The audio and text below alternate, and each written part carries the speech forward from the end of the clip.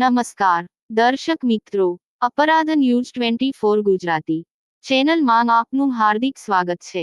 આજ રોજ વડોદરાના ગોરવા વિસ્તારમાં આવેલા મધુનગર બ્રિજવાડા રોડ પર કોર્પોરેશનની મોટી બેદરકારી જોવા મળી આવી છે। રસ્તાઓ પર મોટા ભૂવાઓ પડી ગયા છે અને સ્થાનિકો હેરાન થઈ રહ્યા છે। મોટા પ્રમાણમાં અહીંયા ટ્રાફિક જોવા મળી રહ્યું છે અને આવા વરસાદી મોસમમાં ટ્રાફિકના કારણે સ્થાનિકોના કામ અટકી રહ્યા છે અને સ્થાનિકો ખૂબ જ હેરાન થઈ ગયા છે। અવારનવાર આવા ભૂવાઓ પડતા રહે છે। શું આ ભૂવામાં કોઈ ગાડી કે કોઈ સ્થાનિક પડશે તો તેની જવાબદારી શું કોર્પોરેશનની રહેશે?